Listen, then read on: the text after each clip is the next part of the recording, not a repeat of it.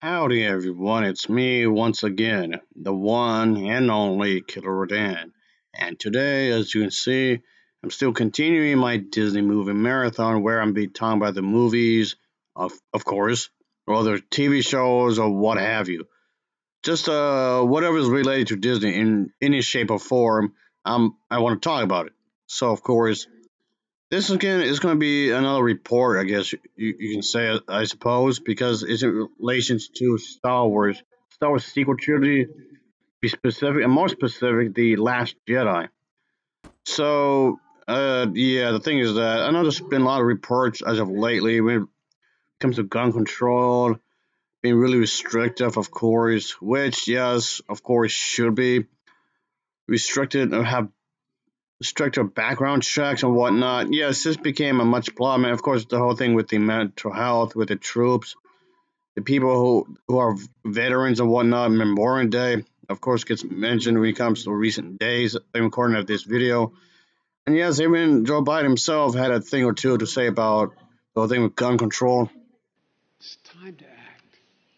It's time to make our voices heard, not as Democrats or as Republicans, but as friends, as neighbors, as parents, as fellow Americans. And I'm being deadly earnest when I say that.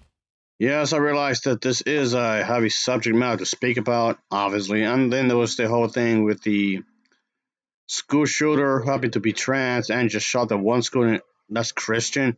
Not that I'm blaming all trans people, of course, like some people were doing. But what does this have to do with Star Wars? Again, specifically The Last Jedi. I'll get to that in just a second. Because of the fact that, well, what I'm about to show, I already know none of it makes any sense. Just throwing that out there. Anywho, I'm referring to this one article. Again, The Last Jedi is referring to that. And yeah, this is some highlighting the dangers of gun use, gun control in the United States of America. What?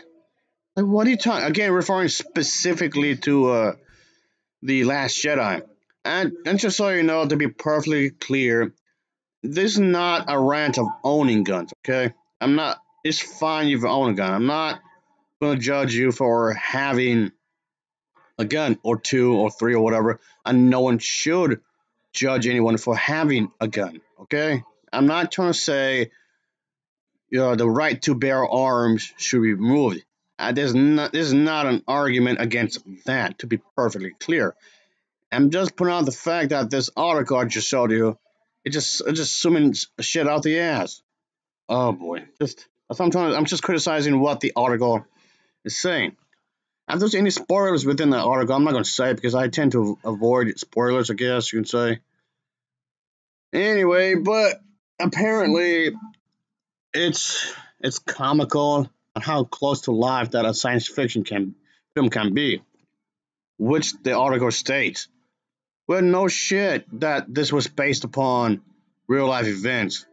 I'm not saying that film was inspired by the gun shooting. I'm not saying that. But what the article seems to somehow forget, the author who made this, somehow it seems to forget about the fact that the Star Wars films, down to the original trilogy, was actually inspired by like World War II, stuff like this, like real life events. So I don't. It just seems kind of odd that this. How can you not know that? He's trying to make it as if like the person didn't know that at first. Oh boy, like okay, what's with the marker? He's trying to make it as if it was a joke. I don't know what's going on here. It just seems confusing. The way it's written is what I'm saying. And the article just goes on to say that how it could hold a significant warnings, for American gun controls. That's in the movie? Are you sure you're just not making that up?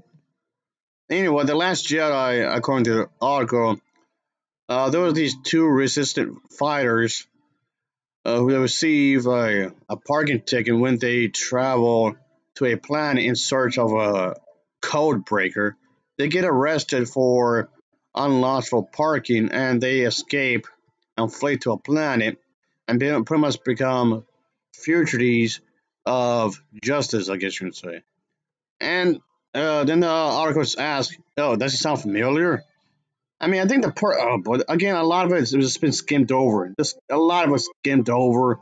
What about the fact that Ray wants to get trained, and then the whole bit where Luke Skywalker's living alone. He's gotten older. He's gotten bitter, and the fact that he doesn't want to help nobody no more because he feels like that he's gonna keep on fighting over and over again. Just even though he keeps winning, he feels like there's nothing more to do because the bad guys are still around, the villains are still around, and then there's the Force Order. The Force Order with Kylo Ren, they still want to do their own thing, of course, despite the fact they're getting desperate and the fact that they just want to rule over everybody, so to speak.